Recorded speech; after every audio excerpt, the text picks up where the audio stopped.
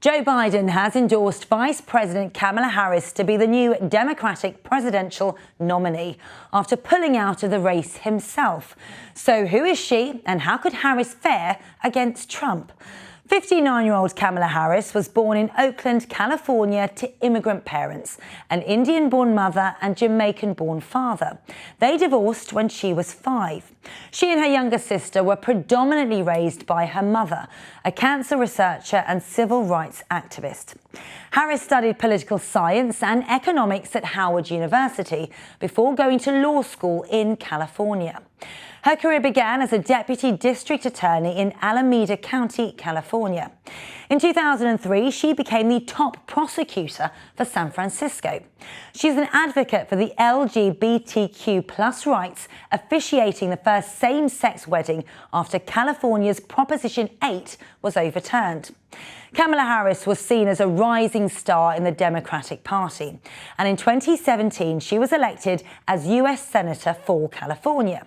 5 years ago, Harris ran unsuccessfully for the Democratic nomination and was forced to end her bid for the top job even before primary voting began after struggling to reverse low polling numbers. But she was brought back into the spotlight when Biden selected her as his running mate.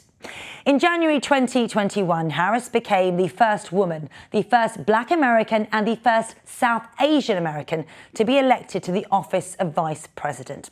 But she had a shaky start in the White House with low approval ratings.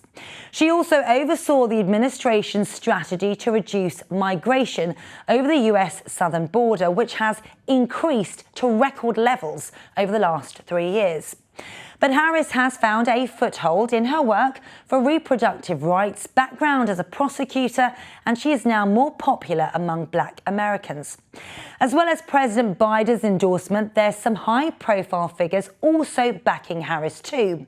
Bill and Hillary Clinton have thrown their support behind her, as well as California Governor Gavin Newsom, who had been seen as a potential candidate himself.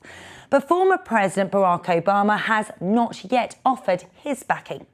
So how can she fare as the Democrats' candidate? Well, before Biden stepped aside, polls showed Harris hypothetically had a better chance against Trump. US political website 538 said her odds of beating Trump were 38% compared to 35% for President Biden. But it still will be an uphill battle for the Democrats, with that polling showing Trump ahead of Harris and all 6 other potential picks. And after all, America is yet to elect a female president.